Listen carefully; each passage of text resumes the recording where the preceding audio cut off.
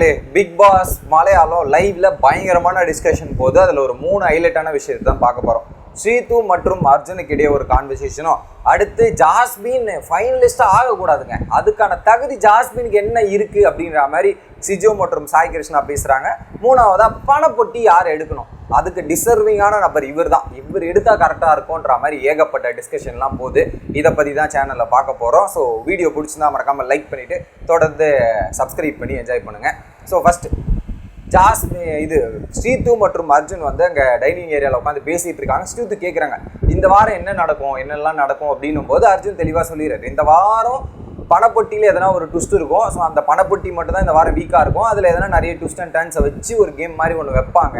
அந்த ஒரு இம்பேக்ட் இருக்குது. அதை தவிர்த்து பார்த்தீங்கன்னா மேபி ஃபேமிலி, அந்த ஃப்ரெண்ட்ஸு, அப்புறம் கெஸ்ட்டுலாம் வருவாங்க அப்படின்ற மாதிரி சொல்கிறாரு. எப்பா என்னையா 13வது வாரத்தில் ஃபேமிலி கெஸ்ட்டுலாம் வருவாங்களா? ஆல்ரெடி வந்தாச்சு. பழைய கண்டஸ்டன்ஸ் வேணால் வரதுக்கான வாய்ப்பு இருக்குது. அதுவும் பழைய கண்டஸ்டன்ஸ் இந்த வாரம் வரமாட்டாங்க.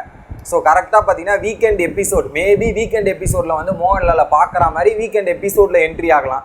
இல்லை ஃப்ரைடே என்ட்ரி ஆகிட்டு வீக்கெண்ட் எபிசோடில் எல்லாரும் மோகன்லால் சார் முன்னாடி எல்லாரும் ஃபைனலாக வந்து ஒன்றா நின்று கடைசியாக மோகன்லால் சார் பார்த்துட்டு அந்த வீக்கெண்டை என்ஜாய் பண்ணிட்டு போகலாம். இப்படி தான் நடக்கிறதுக்கான பாசிபிலிட்டி இருக்குது. ஃப்ரெண்ட்ஸோ ஃபேமிலியோ இவங்கெல்லாம் வர்றதுக்கான பாசிபிலிட்டிஸ் சான்சஸ் ஆர் லோ, வர்றதுக்கான வாய்ப்பு இல்லை அப்படின்றது மேஜரு. இந்த மாதிரி ஒரு டிஸ்கஷன் போயிட்டு இருந்தது அர்ஜுன் மற்றும் ஸ்ரீது. அப்படியே அங்கேருந்து வெளியே வந்தீங்கன்னா கார்டன் ஏரியாவில் சிஜோ மற்றும் சாய் பேசிகிட்டு இருக்காங்க. ஸோ அந்த டாப் 5 பற்றி ஒரு டிஸ்கஷன் நடக்குது. டாப் 5 யார் போவா அப்படின்ற மாதிரி டிஸ்கஷன் நடக்கும்போது சாய் கிருஷ்ணா பணப்பொட்டியை கிட்டி எடுத்துடாதரா அப்படின்ற மாதிரி சிஜோ சொல்கிறாரு. உடனே சாய் சொல்கிறாரு, நான் 10க்கு மேலே போனாதான், 8 10 எல்லாரும் வெயிட் பண்ண வச்சுட்டு 10 வருதா அப்படின்ற மாதிரி பார்ப்போம். அதுக்கப்புறம் தான் பணப்பொட்டியை எடுக்க வைக்கணும். அது வரையும் எதுவுமே பண்ணக்கூடாது. ஸோ அந்த 10 வரையும் வெயிட் பண்ணிவிட்டு அதுக்கப்புறம் என்ன வேணாலும் டிசைட் பண்ணலாம் அப்படின்ற மாதிரி சாய் கிருஷ்ணாவோட திட்டம் இருக்குது. பட் சிஜோ என்ன சொல்கிறாருன்னா, நீ ஒரு வேளை பணப்பொட்டி எடுத்தனா நீ டாப் 5ல வர கண்டஸ்டன்ஸா, நீ டாப் 5ல வராமல் வேறு யாருன்னா வந்துடுவாங்க, நீ ஏன் பணப்பொட்டி எடுக்கிற அப்படின்ற மாதிரி சிஜோ பேசுகிறாரு. பட் சாய் கிருஷ்ணா டாப் 5 வருவாரா அப்படின்னு கேட்டிங்கன்னா அதுக்கான பாசிபிலிட்டிஸ் ரொம்ப கம்மியாக இருக்குது.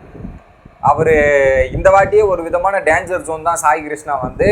ஸோ அவருக்கு டாப் 5ல போகிறதுக்கான தகுதி, கேப்பபிலிட்டி இப்போதைய நிலைமையில் இல்லை. தற்போதைய சூழ்நிலை அப்படி தான் இருக்குது அப்படின்றத நம்ம எக்ஸாக்டாக பார்க்க முடிஞ்சுச்சு. ஸோ சிஜோ வந்து எந்த கண்ணோட்டத்தில் யோசிக்கிறாருன்னு தெரியல. அவர் கண்ணோட்டத்தில் வந்து டாப் 5ல சாய் இருக்கார். பட் அதுக்கேற்ற மாதிரி ஓட்டிங்கில் ரெஃப்ளெக்ட் ஆகணும், ஓட்டிங்கில் ரெஃப்ளெக்ட் ஆகலை அப்படின்றது தான் மெயின் பாயிண்ட். அடுத்து ஸோ அந்த டாப் 5ல தகுதியே இல்லாத நம்பர்னா ஜாஸ்மின் எப்படி இந்த டாப் 5ல வரலாம், அவன் எப்படி கேம் விளையாடி இருக்கான் அந்த சீசன் ஃபுல்லாக, எப்படி இதெல்லாம் பண்ணியிருக்கா அப்படின்ற மாதிரி உட்காந்து சிஜோ பேசிகிட்டு இருக்கார். சிஜோ சார், நீங்கள் தமிழ் பிக் பாஸ்லாம் பார்த்துருந்தீங்கன்னா அப்படி அவ்வளோ விஷயங்கள் பண்ணி மாயாவே டாப் 5 வந்துட்டாங்க, டாப் 3 வந்துட்டாங்க. ஃபார் எக்ஸாம்பிள் இது கிளாரிட்டி, அவ்வளோ விஷயங்கள் பிராண்ட் பண்ணி இப்படி பண்ணி அதை பல காரியங்கள் பண்ணி அவங்களே டாப் 3 வரும்போது அதை விட ஒன்றுமே இல்லை. ஜாஸ்மின் அவங்க டாப் 5ல வராமல் போவாங்களா? கண்டிப்பாக வருவாங்க. பட் இதில் ஜாஸ்மினுக்கு ஒரு மிகப்பெரிய ஒரு பெனிஃபிட் என்ன அப்படின்றது பார்த்தீங்கன்னா அந்த சேஞ்ச் ஓவர் இருக்குது பார்த்தீங்களா. ஸோ அந்த ஃபேமிலி வந்ததாக இருக்கட்டும், கேப்ரி போனதுக்கப்புறம் அவங்களோட கேம் பிளே அப்படியே மாறின விதமாக இருக்கட்டும், இதெல்லாம் அவங்களுக்கு கொஞ்சம் சேஞ்ச் ஓவராக நிறைய ஹெல்ப்ஃபுல்லாக இருக்குது. பட் ஜாஸ்மினோட அந்த காம்போ ப்ராப்ளம் ஆச்சு, ஓகேவா? அது ஒரு மிகப்பெரிய நெகட்டிவ், பெரிய அதிர்வலியை கிரியேட் ஆச்சு. அந்த லவ் பண்ணிவிட்டு இங்கே வந்து ஒரு லவ்வை பண்ணதுன்றது ஒரு மிகப்பெரிய தப்பு. ஏன்னா அது ஒரு துரோகம் மாதிரி தான். வெளியே ஒருத்தரை லவ் பண்ணிட்டு இங்கே வந்து இன்னொருத்தர் இந்த மாதிரி பண்ணுறது ஒரு மோசமான செயல், ஓகேவா? அதுக்கு பேக்லாஷ் நடந்தது. இப்போ திரும்ப வந்து ஸோ அதுக்கேற்ற மாதிரி அவங்க கம்பேக், கேப்ரியோட எவிக்ஷனுக்கு அப்புறம் அதுக்கேற்ற மாதிரி கம்பேக் பண்ணிட்டு வேறு மாதிரி போயிட்டுருக்கு அப்படின்றத நம்மளால் பார்க்க முடிச்சு. ஸோ கடந்த சில வாரங்களாக ஜாஸ்மினுக்கு பாசிட்டிவாக மட்டுமே இருக்குது. ஸோ நெகட்டிவ் அந்த அளவுக்கு பெருசாக இல்லை அப்படின்றது தான் எக்ஸாக்டான என்னோட ஒப்பீனியன், என்னோட பார்வையும் அப்படி தான் இருக்குது. ஜாஸ்மினோட கவ் இப்போதைக்கு மேலே தான் இருக்குது, டவுனில் இல்லை. கண்டிப்பாக அவங்க டாப் 5ல வந்துடுவாங்க. பட் அது வந்து அவங்க டாப் 3 டாப் 2 கூட நிற்கிறதுக்கான பாசிபிலிட்டி இருக்குது. அதை வந்து ஏற்றுக்க முடியுமான்னு தெரியல சிஜோவாலையும் சாய் கிருஷ்ணாவாலையும். சிஜோ வந்து பழைய நிலைமையில் அவங்க எப்படி கேம் விளாண்டாங்க, அப்போ அப்படி இருந்தாங்களே அப்படின்னு. பட் அப்போ அப்படி இருந்தாங்க. பட் அந்த தப்பை ரியலைஸ் பண்ணுறாங்களா இல்லையான்றது தான் மெயின் ஃபேக்ட்டு. அவங்க ரியலைஸ் பண்ணியிருக்காங்கன்றது பார்க்க முடிஞ்சு. இது ஒரு விஷயம். இன்னொரு பக்கம் வந்து அதனால தான் நான் பல இடங்களில் ஜாஸ்மின் வந்து இப்படிலாம் பண்ணியிருக்கான்னு நான் அடிக்கடி பேசிகிட்டு இருக்கேன், அடிக்கடி சொல்லிட்டு இருக்கேன். எல்லாம் தெளிவாக பார்த்துக்கணுன்ற மாதிரி மக்களுக்கு கன்வே பண்ணுறாராம். மக்கள் எல்லாம் பார்த்துட்டு தான் இருக்காங்க. அது அவங்களோட முடிவு என்னன்றதை கரெக்டாக அவங்க எடுப்பாங்கன்ற ஒரு நம்பிக்கை இருக்குது. இன்னொரு பக்கம் நோரா வீட்டுக்குள்ளே வந்தது பார்த்தீங்கன்னா இவங்களுக்கு விருப்பம் இல்லைங்க, சாய்க்கும் சிஜுக்கும். ஒருவேளை நந்தனா வந்திருந்தா ரொம்ப விருப்பப்பட்டிருப்பாங்க. பட் இவங்க உள்ளே வந்ததுக்கு அவங்களுக்கு விருப்பம் இல்லை. ஏன் நோரா வந்து வீட்டுக்குள்ளே எதுக்கு உள்ளே அமிச்சாங்கன்னு தெரியல. அப்படி ஒரு ஆப்ஷன் இருந்து அதை பயன்படுத்தியிருக்காங்க. பட் நோரா இப்போ உள்ளே வந்ததுக்கும் எந்த ஒரு மாற்றம் இருக்கா? எதுவுமே இல்லை, ஒன்றுமே இல்லை. அவளுக்கு தெரியும், எல்லாமே இப்படி தான் தெரியும். பட் அவள் வந்து இப்படி தான் பண்ணணுன்றதுக்காக இருக்கா. ஒரு சேஞ்ச் ஓவரும் மாறல, எல்லாரும் அவங்களுக்கு எதாவது பேச தான் போகிறாங்கன்னு தெரிஞ்சுதான் இப்படி வந்திருக்கான்ற மாதிரி சாயும் நோராவை பற்றி இங்கே டிஸ்கஷன் ஒரு பக்கம் போயிட்டு இருக்கு. பட் இப்போதைக்கு நோராவும் ஒரு விதமான டேஞ்சர் ஜோன் தான். ஸோ நோராவோ டேஞ்சர் ஜோன் பணப்பட்டி எடுக்கிறதுக்கான முயற்சி எடுப்பாங்களா மாட்டாங்களான்னு தெரில.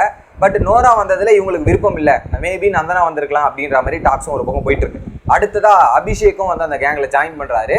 ஸோ அந்த பணப்பெட்டியோட டிஸ்கஷன் இதெல்லாம் நடக்கும்போது பார்த்தீங்கன்னா ரிஷி பணப்பட்டி எடுத்தால் நல்லாயிருக்கும், ரிஷிக்கும் வீடு கட்டணும், இந்த மாதிரி பல விஷயங்கள் இருக்குது, இதெல்லாம் இருக்குது. ஸோ ரிஷி எடுத்தால் தகுதியான நபர் தான் ரிஷியே. பட் மற்றபடி ரிஷி டாப் 5ல வருவானா மாட்டானா அப்படின்னு கேட்டிங்கன்னா டவுட்டு தான் என்ன பொறுத்த வரையும் அப்படின்ற மாதிரி ரிஷியை பற்றி ஒரு டிஸ்கஷன் போகுது. ஏன்னா குறிப்பாக சாய் கிருஷ்ணா இருக்காரு, சிஜோ இருக்காரு, அபிஷேக் இருக்காரு, ஜின்டோ இருக்காரு, அர்ஜுன் இருக்காரு. இவங்கெல்லாம் இருக்கும்போது ரிஷி வர்றதுக்கான பாசிபிலிட்டிஸ் ரொம்ப கம்மி அப்படின்ற மாதிரி அபிஷேக்கோட திங்கிங்கும் அபிஷேக் வந்து அனலைஸ் பண்ணுறாரு. பட் எனக்கு தெரிஞ்சு ரிஷி வர்றதுக்கான வாய்ப்பு கம்மி தான். மேபி வந்து இதில் வின்னர் ஆகிறவங்க மட்டும் தாங்க சேஃபு. ஃபார் எக்ஸாம்பிள் இந்த பணப்பொட்டி வீக்கில் வின்னர் ஆகிறவங்க ஃபர்ஸ்ட் ப்ரைஸு, அப்புறம் பணப்பொட்டி எவன் எடுக்கிறானோ அவன் தான் செகண்ட் ப்ரைஸ். அஃபிஷியலாக கணக்கு பண்ணமானமே. ஏன்னா ஃபர்ஸ்ட் ப்ரைஸுக்கு 50 லட்சம், செகண்ட் யார் எடுக்கிறாங்க, ரன்னர் போகிறவங்களுக்கு ஒரு ப்ரைஸாக கிடையாது, ஒன்றுமே கிடையாது. இதில் வந்து இந்த காசு எடுத்துகிட்டு போனால் அவங்க தான் ரன்னர் அப் மாதிரி வச்சுக்கலாமே ஒரு மெயின் இதுவா. ஸோ அந்த கேட்டகரியில் யார் வந்து தெளிவாக யோசித்து யூஸ் பண்ணி எடுக்கிறாங்களோ அவங்க பயன்பட்டுப்பாங்க. பட் ரிஷி எடுத்தால் எல்லாரும் சந்தோஷம் அப்படின்ற மாதிரி அங்கே உட்காந்து டிஸ்கஷன் போயிட்டு இருக்கு. பார்ப்போம் ரிஷி எடுப்பாரா மாட்டாரா அப்படின்னு. பட் இதில் குறிப்பிடத்தக்க என்னன்னா பணப்பட்டியோட அமௌண்ட் ஏற ஏற ஏற ஏற பல பேரோட மைண்ட் செட்டும் மாறலாம். அதில் எத்தனை பேர் சடனாக வந்து நான் எடுத்துகிட்டு போகிறேன்பா அப்படின்ற மாதிரி சடனாக எடுத்துகிட்டு போகிறதுக்கான வாய்ப்பு கூட இருக்குது. பட் அது பணம் எந்த மாதிரி மூமெண்ட்டில் ஸ்டார்ட் பண்ணுறாங்க, தமிழ் பிக் பாஸ் மாதிரி ஏறும் இறங்கும் அப்படின்ற மாதிரி மூமெண்ட் வைக்கிறாங்களா, என்ன நடக்குது ஏது நடக்குதுன்றதெல்லாம் அடுத்தடுத்த வீடியோவில் சந்திப்போம். நீங்கள் என்ன நினைக்கிறீங்க அப்படின்றத கமெண்ட் பண்ணிடுங்க. வீடியோ பிடிச்சிருந்தா லைக் பண்ணிட்டு தொடர்ந்து சேனலோட இணைஞ்சிருங்க மக்களே.